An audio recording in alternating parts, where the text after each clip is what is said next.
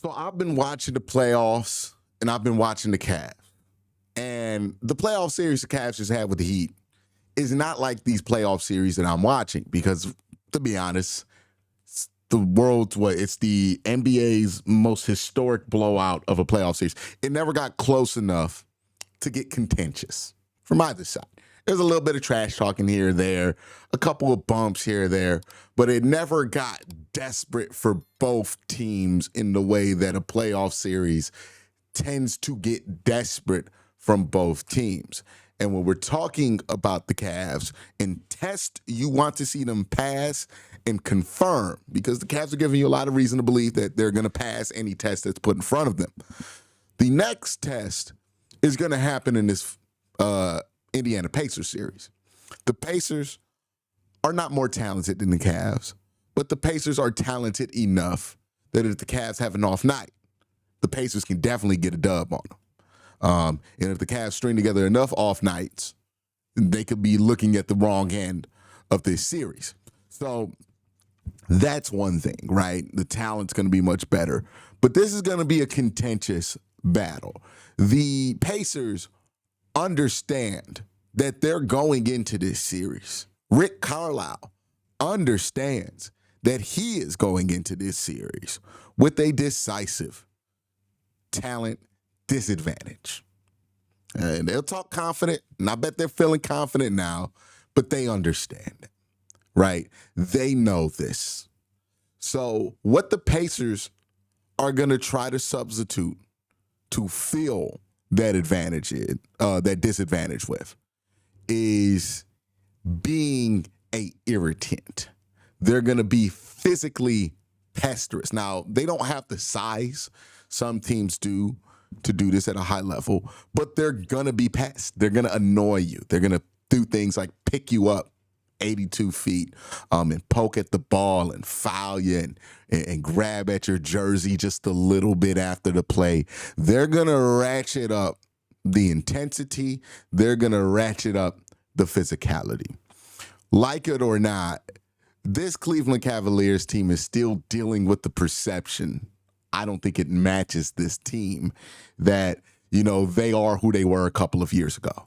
That team that the moment was too big for and the lights were too bright for, and maybe you can insinuate that they were a little soft and not ready for the physical challenge of the NBA playoffs. A lot of teams are going to come into it trying to pull that card on the Cavs, trying to play that game with the Cavaliers. And my gut tells me that no team is going to try this more than the Indiana Pacers, who, if you look at this matchup from their perspective, right? Yeah, the Bucks aren't good, but they're telling themselves the Bucks are probably better than they actually are because they need to hype themselves up, right?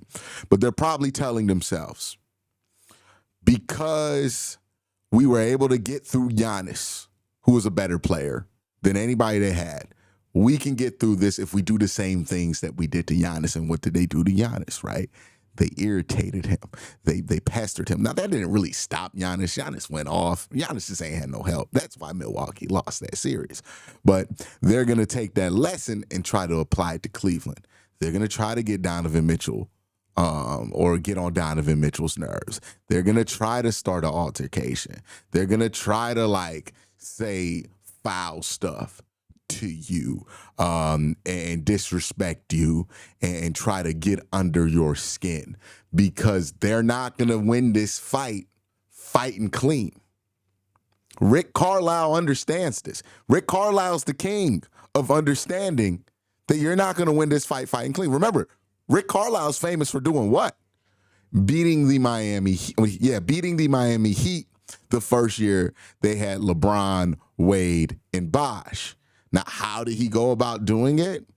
It's a lot of little shit he was doing and getting away with, right? Because, at the time, the public perception about the Heat wasn't high. People didn't like LeBron. So when, something kind of messed up is happening, people are just like, deal with it. Boo LeBron, right? Like, nobody really cares. But the way they did that was one by playing really good defense, being a talented team. I don't want to say it's just all like, oh, yeah, they just pestered him. But a big part of it was we going to get on LeBron's nerves. We going to get on D-Wade's nerves. We going to get on Chris Bosh's nerves. We gonna call LeBron the B word. If you aren't familiar with LeBron James, you know that the B word is the one word he will always give a reaction to it. Joakim Noah is another famous irritant that always found himself somehow uttering this word to LeBron James and acting shocked when LeBron responds, like he's always responded to being called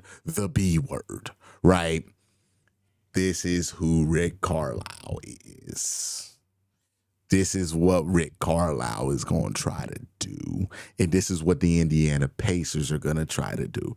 Benjamin Mathurin is going to try to start a fight, right? Like, you're going to get that kind of energy from the Pacers. There's going to be a 5 to 10 minute stretch in at least 2 or 3 of these games where you're watching your TV and you're trying to figure out if you're watching rugby or basketball, because the refs are going to swallow their whistles and just let it fly. We've seen it happen in almost every first-round series except for the 1-8 matchups, because the 1-8 matchups this year weren't very competitive. But if this series gets competitive, if a game in this series gets competitive, they're going to let it fly. And this Cavs team needs to understand, you can't wait for the whistle. You can't assume you're going to get a whistle. And sometimes the Cavs do have this flaw of assuming they're going to get a whistle and then being shocked when they don't get it. They can't assume they're going to get a whistle. They have to assume that there's not going to be a foul called, that they're going to be allowed to do all kind of stuff, and the Cavs are just going to be asked to play through it. I'm going to sound like an old head here. Old head content warning. If you're triggered by something that feels a little old headish, I'm giving you the warning now. You can walk out. You know what I mean? But I think people make this point who are older, and I think it's a valid point, right? People don't play basketball outside no more in the ways that people used to play basketball outside. And what I mean by that is outside with strangers in a way to where you can't call no fouls, especially a non-shooting foul. And even if you call a foul, you got to make that shit, right? And if you make it, it don't matter. So I say all that to say, sometimes with younger players, they get fouled, they feel the foul, and they let go. Oh, man, I got fouled. You know what I mean? It ain't no big, all right, let me get to the foul line. And then they don't get the foul, and that throws them off. If you're Evan Mobley, don't anticipate a foul. Slam the ball through the hoop as hard as possible. I don't care that there should have been an obvious foul called. Just play through it. If you get the whistle, you get the whistle. But you got to play through it. You can't play anticipating a foul, right? This is the next piece to confirming the Cavs are truly a championship contending team. Because the way that they came out versus Miami and took care of business on the road, the way that they shut out hope, the way that they dismantled Heat culture, the way that they disillusioned 12 to 15 grown-ass men, that was the heart of a champion right there.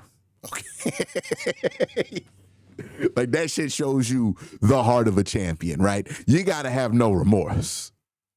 You got to go in there and not care about how awful you're about to make their day and how you're about to alter their career, right? Like, think about it like this. Think about the careers that LeBron James has altered throughout his career. Think about the careers that Michael Jordan has altered throughout his career. Kobe Bryant has altered throughout his career. You think he's thinking about any of that? Oh, man, if I make this shot, Bam ain't going to live in Miami no more. But throughout LeBron's career, you know, there have been times where it's like, hey, he about to make Paul George move. Hey, he about to make DeMar DeRozan have to re-enter the country. Hey, Paul George, hope you like Oklahoma. Bang, bang. Right? It's unconscious. You about to change somebody's lives. And look, the Cavs showed an unconscious understanding of what needs to be done. And I love that, right? I love that. They look, Bam Adebayo, Tyler Hero, one of them will no longer be living in Miami by the end of August. It has been written. But, so I love that they showed that. But now, you got to get through the physical part of it, right? Now I know you can finish the series. Get back to the place to where you can finish the series again by fighting through the physicality. Because this series versus the Pacers is going to be physical. They have nothing else to run to other than being physical and playing a little dirty. And you can make judgments on the Pacers for playing like that. If you're a Pacers fan and you don't like that, I'm assuming this. I'm just telling you what the reality of the situation is. And I'm not even judging the Pacers players for doing this, because winning in the playoffs is a desperate situation and you're going to do whatever it means to be done. And when you're in the situation the Pacers are in, you got to get a job done any means necessary. The Cavs are standing in the way. They're more talented to you. You got to try to even that playing field. So they're going to try to even that playing field. I'm not saying that they're going to try to get somebody intentionally injured or something silly like that. I'm just saying they're going to try to irritate Donovan Mitchell into getting a couple of extra fouls. They're going to try to irritate Evan Mobley into getting a couple of extra fouls. They're going to try to their best rendition of bullying Jared Allen, right? They're going to try to get in Darius Garland's face and try to take advantage of him physically. They're going to do all of that stuff. They're going to try to see how much they can get away with foul-wise. And they're going to be flagrant about it. And they're not going to get called on flagrant fouls. It is what it is. What this Cavs team needs to demonstrate now is that they're ready for that physical challenge. They can answer that physical challenge. And that they have an answer for that physical challenge, right? Doesn't have to be violence or pettiness back, but it has to be a lack of intimidation and understanding that we're going to play through it. You ain't got to get in the fight back. You ain't got to get in a little goofy NBA squabble, but do it. Show the physicality where it counts. When they try to foul you, dunk it. Make it an and one. You do that enough, you'll break them. Because once that trick don't work, then it just becomes about talent, and they realize they ain't got the talent, well then, they going to fall pretty soon after that. But that's the one thing the Cavs have to be ready for with the Pacers. They're not more experienced than you. They're not bigger than you. And they're not more talented than you. They're not a matchup problem for you. But they are going to be willing, they are desperate, and they're going to be willing to play dirty. Not Bill Laimbeer, Detroit Pistons dirty, but they're going to see what they can get away with for sure.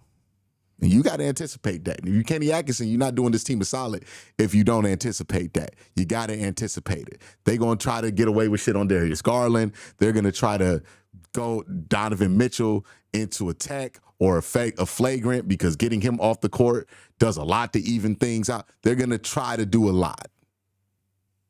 This is Rick Carlisle we were talking about in the Indiana Pacers. They're going to play all these little games with you. You got to be ready for it. And that's what I trust Kenny to understand about this series. We'll see if he validates that trust, but that's something you got to watch out for. That's my thoughts. Let me know what you think in the comment section down below. Have a great day. Have an even better night. Peace.